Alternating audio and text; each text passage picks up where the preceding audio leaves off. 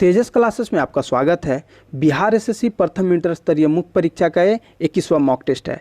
इसमें टोटल 75 प्रश्न है जो पूर्णतः बिहार एसएससी पैटर्न पर आधारित है। अब देखो 75 प्रश्न क्यों, क्योंकि इससे पहले हम लोग यूनिक पब्लिकेशन का जो सेट लगा रहे थे उसमें 80 क्वेश्चन थे, लगभग 30 क्वेश्चन साइंस के थे और 50 जीके के थे। इसमें क्या है 50 जीके के तो ठीक है, लेकिन जो साइंस का क्वेश्चन है वो एग्जैक्टली 25 ही है, इसलिए 75 क्वेश्चन ही आगे सारे मॉक टेस्ट में आएंगे। ठीक है, आगे सारे नहीं, जितने प्लेटफॉर्म के सेट हैं उसमें ये मॉक टेस्ट सुबह 7:30 बजे आपको यूट्यूब पे अपलोड कर दिया जाता है। आगे बढ़ने से पहले दो बातें, पहला एक खास लाइन आप सबको समर्पित, दूसरा प्रत्येक प्रश्न के बाद आपको 5 सेकंड का टाइम दिया जाएगा जिसमें वीडियो पॉज करके खुद से ट्राई करना है। आज का पहला प्रश्न है, आगा खां कप किस खेल से संबंधित है? तो देखो आगा खां कप किससे, ये हॉकी से संबंधित है और हॉकी भारत के साथ साथ पाकिस्तान का राष्ट्रीय खेल है। चलो अगला प्रश्न है, इनमें से कौन सी सबसे लंबी नदी है जिसका उद्गम भारत में हुआ है? कौन सी सबसे लंबी नदी है? देखो ये गंगा है, गंगा सबसे लंबी नदी है जिसका उद्गम भारत में हुआ है। ठीक है, गंगा का उद्गम कहाँ से, तो ये गंगोत्री से हुआ है। चलो बात करें अगर हम लोग इसमें, तो देखो सिंधु और ब्रह्मपुत्र का उद्गम कहाँ है, तो मानसरोवर झील से है, और झेलम नदी की तो शेषनाग झील से। सिंधु भारत की दूसरी सबसे लंबी नदी है। अगला प्रश्न है, निम्नलिखित में से कौन सी धातु जल के साथ आसानी से अभिक्रिया कर सकती है? तो कौन सी धातु है? पोटेशियम। पोटेशियम जल के साथ आसानी से अभिक्रिया कर सकती है। अगला प्रश्न है, फूलों की घाटी राष्ट्रीय उद्यान भारत के किस क्षेत्र में स्थित है? बात करें फूलों की घाटी, देखो ये उत्तराखंड है। उत्तराखंड जो चमोली जिला है इसको फूलों का घाटी बोलते हैं। और देखो यहाँ जिम कॉर्बेट नेशनल पार्क है, ठीक है, जिसका पुराना नाम क्या था, हेली नेशनल पार्क, और ये भारत का पहला नेशनल पार्क था। चलो अगला प्रश्न है, धोवन सोडा का रासायनिक सूत्र क्या है? तो धोवन सोडा का रासायनिक सूत्र देखो ये याद रखना बहुत आसान है, अगर ऐसे ऑप्शन है तो क्या है, Na2CO3 10H2O।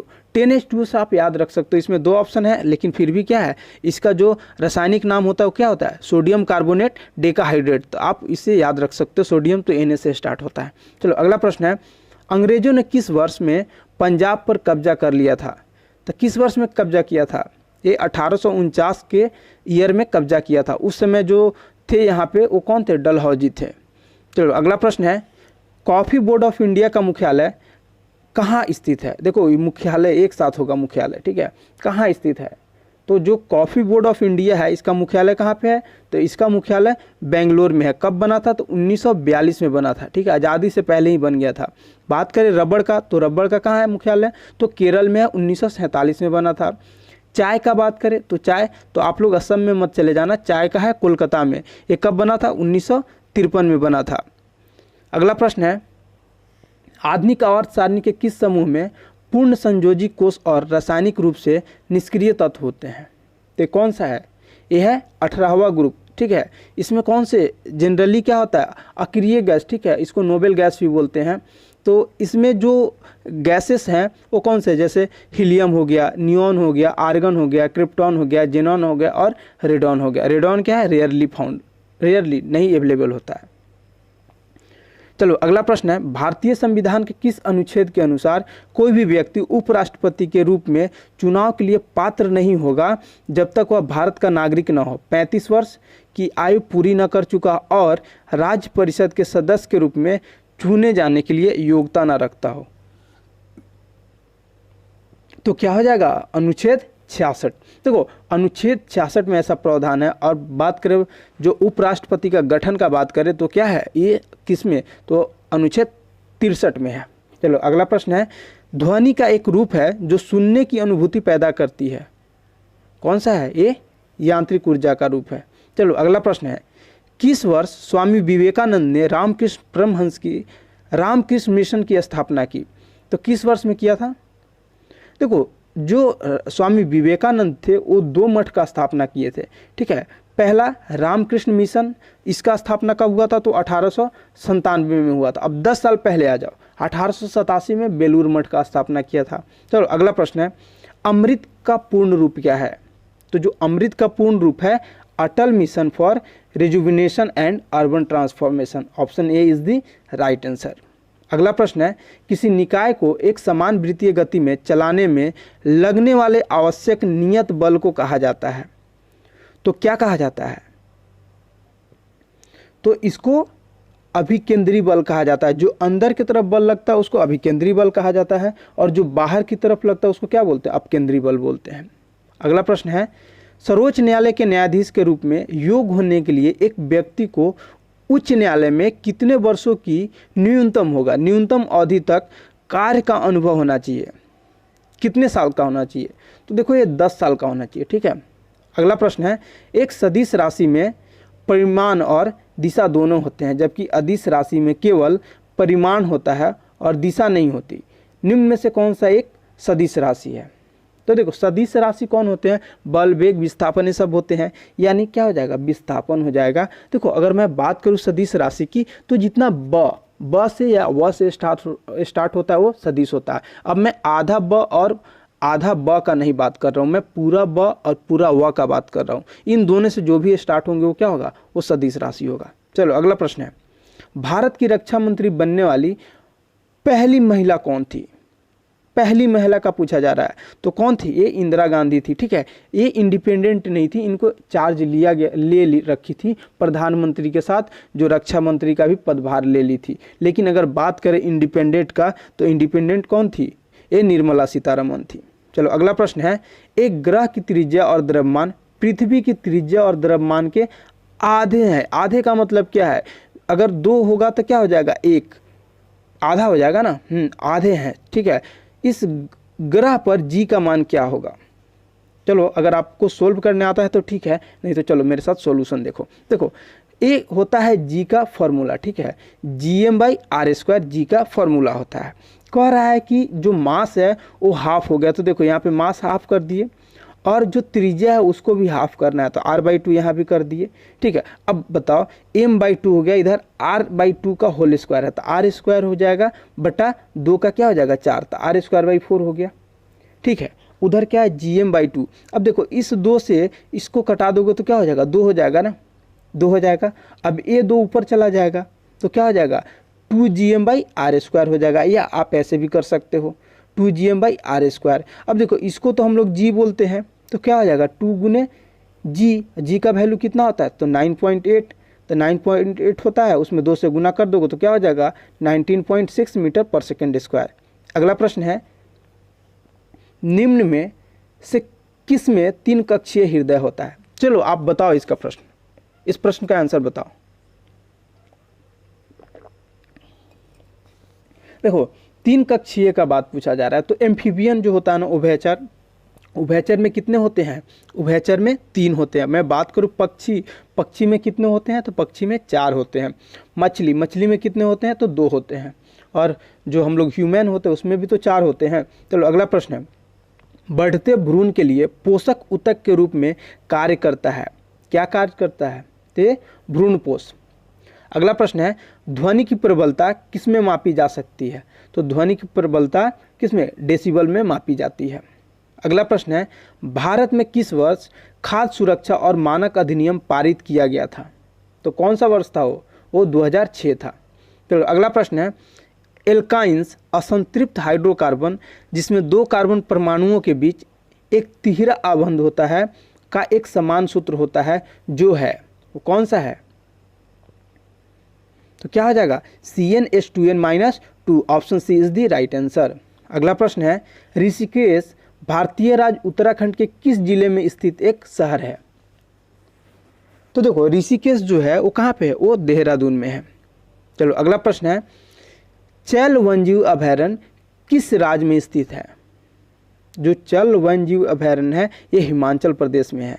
अगला प्रश्न है, देखो इसको याद रखना बहुत आसान है। देखो चल है ना, चल का मतलब क्या है, हिमाचल, चल इसमें भी चल है ना, ये याद रखना बहुत आसान है। चलो अगला प्रश्न है, गतिज ऊर्जा के बारे में कौन सा कथन गलत है? गतिज ऊर्जा के बारे में पूछा जा रहा है आपसे। देखो गतिज ऊर्जा का मतलब क्या है, जो चीज़ कोई चल रहा होगा उसमें या कोई मूव कर रहा होगा उसमें गतिज ऊर्जा होगी ना। तो देखो पहला ऑप्शन क्या है, स्थिर अवस्था के दौरान वस्तु में निहित का मतलब रहता है, निहित ऊर्जा को गतिज ऊर्जा कहते हैं। नहीं भाई, इसको नहीं बोलते हैं, ये नहीं होगा। तो क्या हो जाए, कौन सा गलत है? तो यही गलत हो गया। चलो अगला ऑप्शन देखते हैं, एक वस्तु गति के आधार पर इसके द्वारा प्राप्त ऊर्जा को गतिज ऊर्जा के रूप में जाना जाता है। हाँ बिल्कुल सही है। इसकी गणना काइनेटिक एनर्जी क्या होता है 1/2 mv² द्वारा की जाती है, ये भी सही है। गतिमान वस्तु में गतिज ऊर्जा होती है, हाँ ये भी सही है। तो हमारा राइट आंसर क्या हो जाएगा, option A is the right answer. क्यों? क्योंकि ये ऑप्शन ए क्या है, गलत है। अगला प्रश्न है, भार की एसआई इकाई किसकी एसआई इकाई के बराबर होता है? देखो जो भार का एसआई इकाई होता है वो किसके, ये बल के एसआई यूनिट के बराबर होता है, ठीक है। अगला प्रश्न है, भारत में राष्ट्रीय नौसेना दिवस कब मनाया जाता है? तो जो भारत में राष्ट्रीय नौसेना दिवस मनाया जाता है वो कब मनाया जाता है, वो है 4 दिसंबर को। अगला प्रश्न है, निम्नलिखित में से कौन सा शहर साबरमती नदी के किनारे स्थित है? तो देखो साबरमती कहाँ, तो ये गुजरात में है और अहमदाबाद भी गुजरात में है। यहाँ पे अहमदाबाद और सूरत है। देखो तो सूरत किस पे है, ताप्ती नदी पे। सूरज, सूरज से कैसे याद रखोगे, सूरज, सूरज, सूरज का जो धूप होता है कितना होता है, लगता है कि तप कर देगा, जला देगा, ठीक है। तो ताप्ती नदी, सूरज किस पे है, तो ताप्ती नदी पे है। बात करें अहमदाबाद तो साबरमती। चलो अगला प्रश्न है, भारतीय संविधान की 10वीं अनुसूची निम्नलिखित में से किसके बारे में है? देखो 10वीं क्या है, 10वीं से याद रखना दल बदल, ठीक है। अगला प्रश्न है, भारत में हेडलाइन मुद्रास्फीति के मापने के लिए निम्नलिखित में से किस सूचक का प्रयोग किया जाता है? देखो ये है WPL यानी थोक मूल्य सूचकांक। थोक मूल्य सूचकांक को क्या बोलते हैं, होलसेल प्राइस इंडेक्स, ठीक है। इस पे होलसेल प्राइस इंडेक्स पे इसको हम लोग मापन के लिए यूज करते हैं। अगला प्रश्न है, भारतीय राष्ट्रीय कांग्रेस का गठन किस वर्ष में किया गया था? तो कब किया गया था ये, 1885, दिसंबर 1885, ठीक है। अगला प्रश्न है, 35 डिग्री सेल्सियस पर विभिन्न माध्यमों में ध्वनि की चाल के बारे में निम्नलिखित में से कौन सा कथन सही है? देखो 35 डिग्री सेल्सियस पे 25 डिग्री सेल्सियस पे पूछ रहा है, ठीक है। तो देखो अगर मैं बात करूं जल में ध्वनि की चाल 1531 मीटर पर सेकंड होती है। हाँ ये बात तो बिल्कुल सही है, जल में कितना होता है, समुद्री जल में 1531 मीटर पर सेकंड होता है।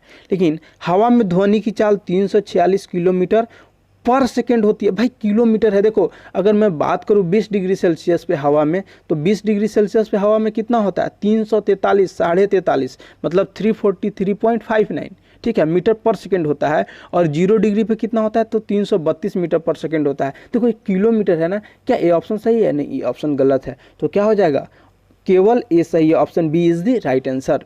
अगला प्रश्न है, निम्न में से कौन द्विबीजपत्री पौधा है? तो द्विबीजपत्री पौधा कौन सा है?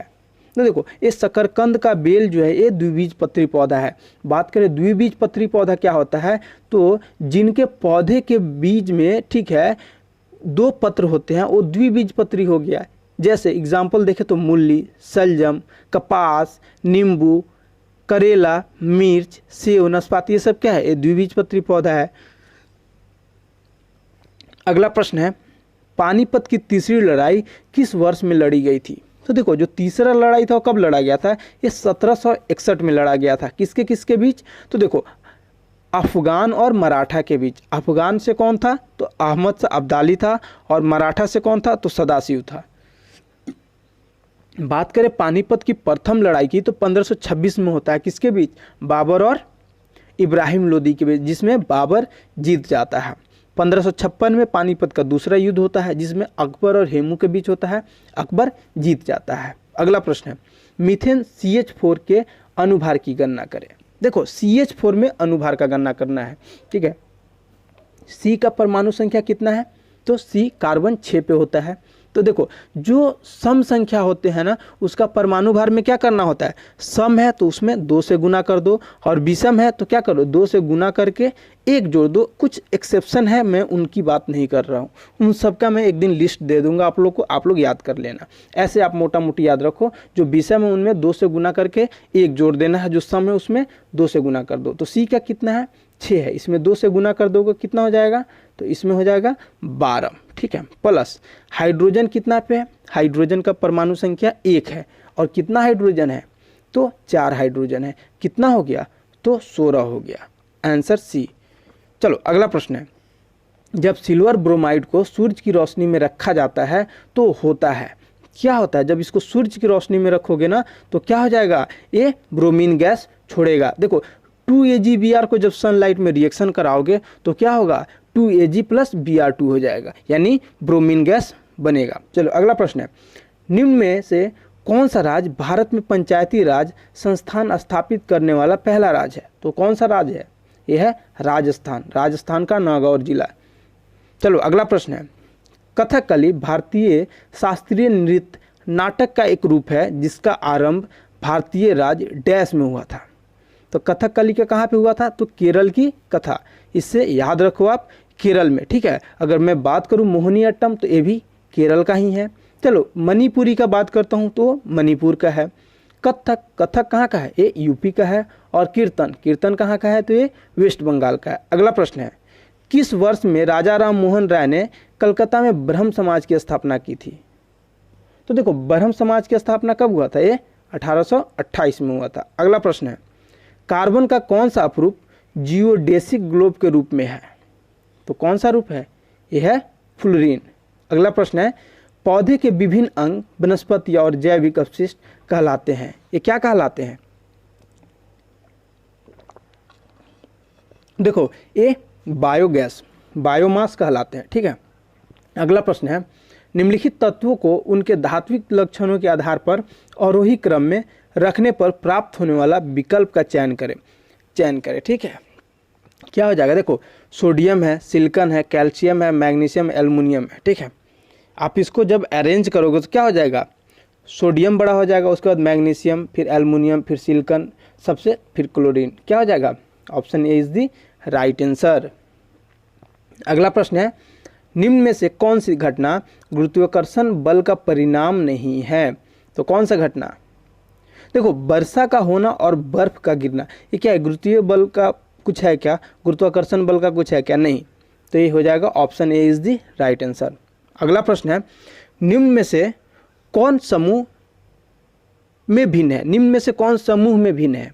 देखो रोटी, अनाज, चावल, गेहूं। देखो क्या है, इसका दो ऑप्शन आंसर हो सकता है। आप एज ए रीजनिंग इसको सोल्व करना, ठीक है। जहां भी होगा एज ए रीजनिंग सोल्व करना। देखो रोटी, चावल, गेहूं क्या है? ये सब अनाज ही तो है। लेकिन अनाज क्या है? इन सबको हम अनाज को क्या करेंगे? इन सबको एक में रख देंगे तो अनाज हो जाएगा। लेकिन ये सब क्या है? ये सब एक एक पार्ट है। तो क्या हो जाएगा? ओनली तीन किस में है? देखो तीन किसी में नहीं है। चलो इसको 3 बना दो, आंसर सी मार लो, या बी किसी में एक 3 बना दो। चलो अगला प्रश्न है, भारतीय संविधान के अनुसार अटॉर्नी जनरल का कार्यकाल कितने वर्षों का होता है?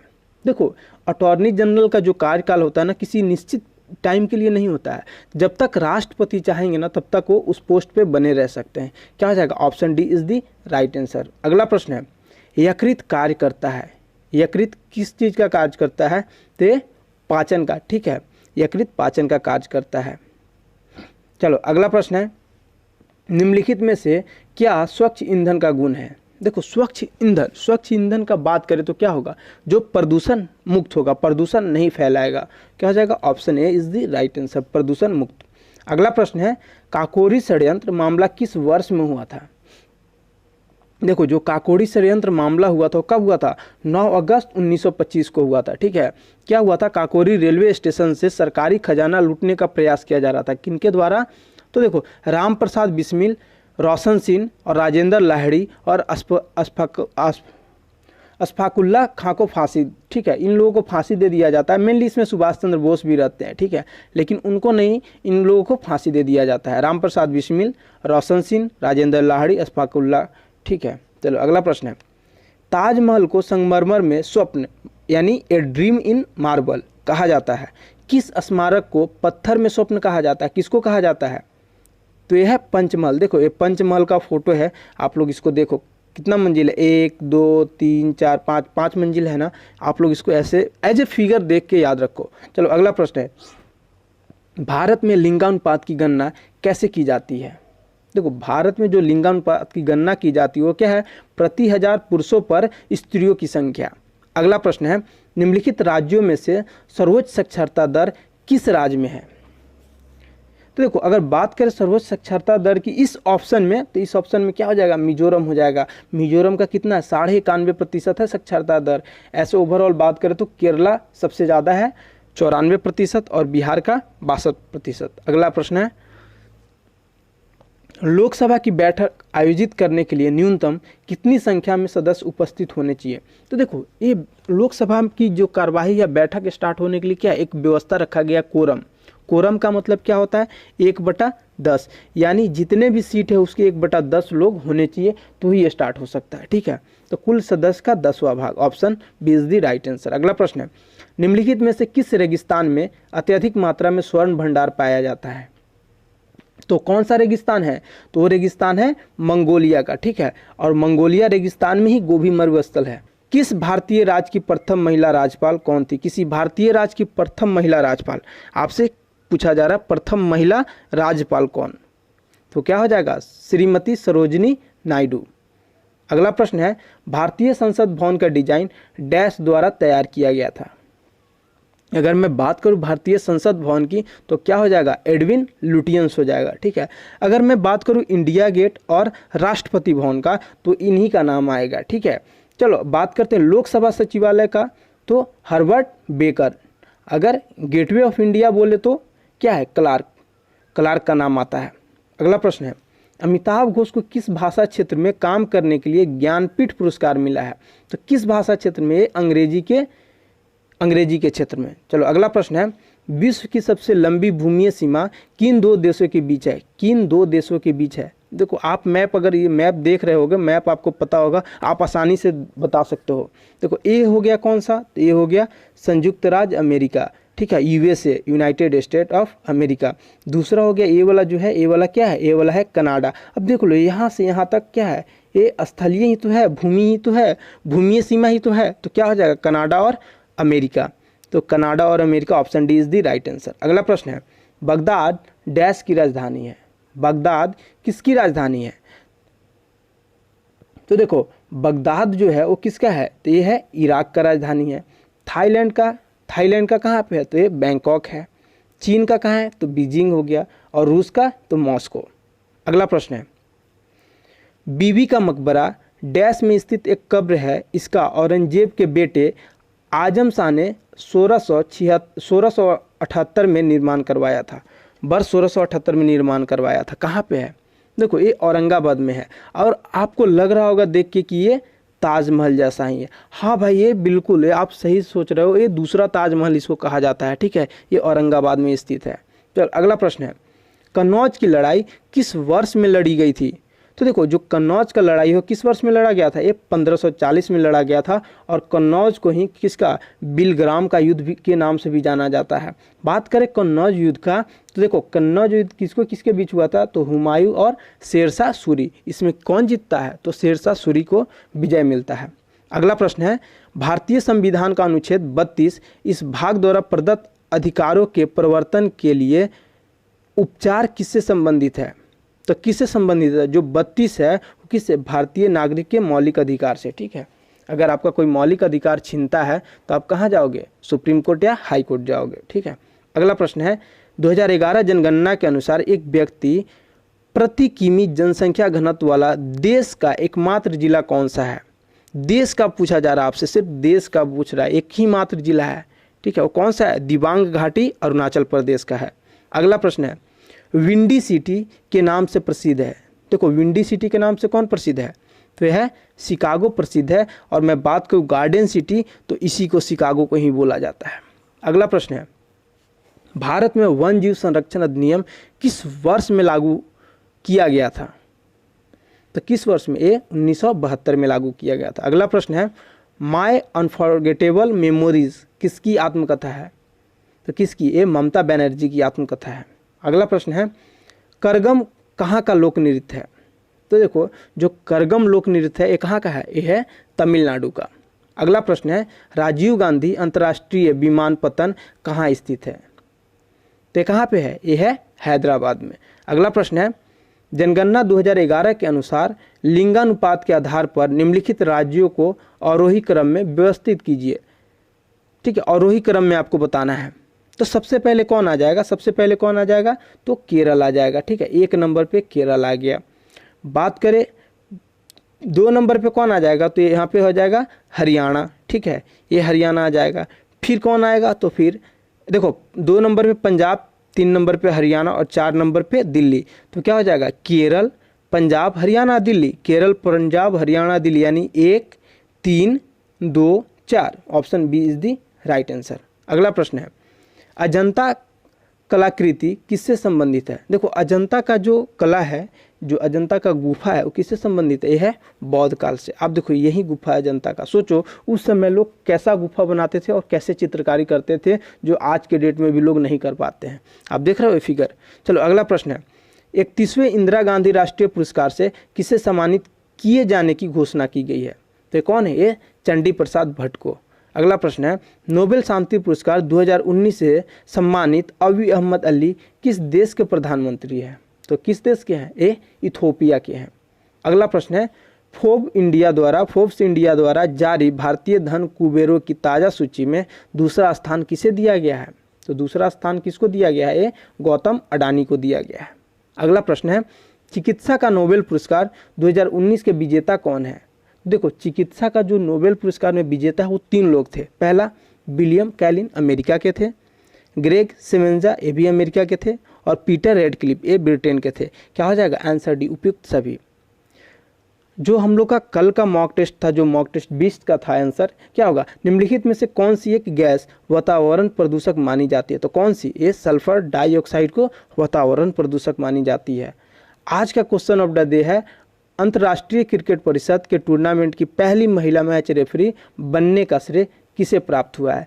जीएस लक्ष्मी, स्मृति मांदना, मिताली राज, इनमें से कोई नहीं। आपको आंसर कमेंट बॉक्स में कमेंट करना है, ठीक है।